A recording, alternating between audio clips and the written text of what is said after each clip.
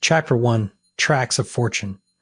The train groaned through the Colombian mountains like a wounded beast, its iron wheels screaming against the tracks as it clawed its way toward Boggett. Inside, the air was thick with the scent of coal smoke and sweat, the rhythmic clatter of the locomotive, a steady heartbeat in the night. It was 1921, and this wasn't just any train. This was a Tren del Oro, the gold train, a rolling vault of wealth that carried more than just passengers, carried secrets, and men were willing to kill for them. The conspirators had been planning this for months. Whispers in dimly lit cantinas, coded messages slipped between hands, promises of fortune that glittered like the gold bars locked in the train's armored car. They called themselves Los Phantasmatic Ghosts because they believed they could vanish into the night after the heist, rich beyond their wildest dreams.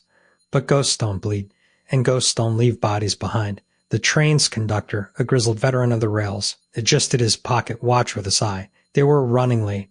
The mountains were unforgiving this time of year, the tracks slick with rain, the tunnels echoing with the ghosts of past disasters. He didn't know it yet, but the real danger wasn't the weather. It was the men waiting in the shadows. Somewhere in the darkness, a match struck. A cigarette flared to life, its ember tiny, betraying light in the blackness. The man holding it exhaled slowly, the smoke curling into the night like a signal. Then, with a sharp flick of his wrist, he crushed the cigarette under his boot. The signal was given. The train rounded. A bend, its headlamp cutting through the mist like a blade. And insolence. The engine's roar died mid-note, the wheels grinding to a halt as something heavy struck the tracks ahead. A fallen tree, a rock slide. No, a trap. Before the conductor could react. Gunfire erupted.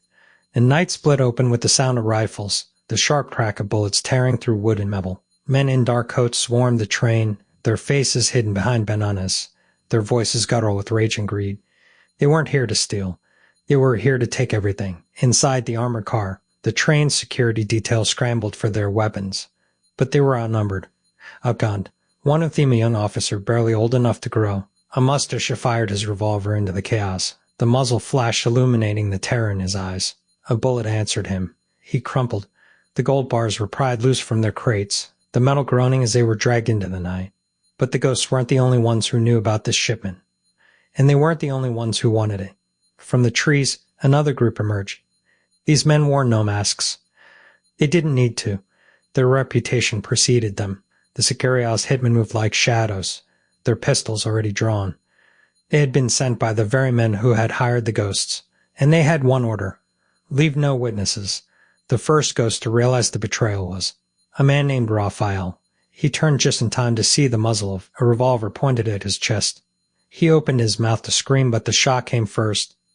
The impact threw him backward, his body hitting the ground with a sickening thud. His blood seeped into the dirt, dark and sticky, as the Sicarios moved on to the next target. The train's conductor, still alive by some miracle, pressed himself against the wall of the passenger car. He could hear the screams, the gunfire, the desperate pleas of men who had thought they were in control. Now they were nothing but meat for the vultures. And then, as suddenly as it had begun, the shooting stopped. The night went still. The only sound was the distant whistle of another train, far off in the mountains. Unaware of the slaughter that had just taken place, the Sicarios gathered the gold, loading it onto mules that had been waiting in the trees. They worked quickly, efficiently. This wasn't their first massacre, and it wouldn't be their last. As the last of the gold disappeared into the darkness, one of the hitmen paused. He looked down at the bodies strewn across the tracksmen who had thought they could outsmart the underworld. He spat on the ground, then turned to his men. "Let's go."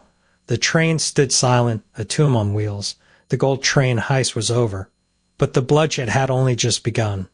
The next morning, the authorities arrived to find a scene of carnage. The tracks were slick with blood, the air thick with the stench of death. The gold was gone. The ghosts were dead. And the Sicarios, they had vanished, as if they had never been there at all. But the truth was, they were always there, waiting, watching, ready to strike again. This was only the beginning. The underworld of 1921 Colombia was a beast with many heads, and the gold train heist had just fed it. The next chapter would reveal the true cost of greed, and the men who would pay.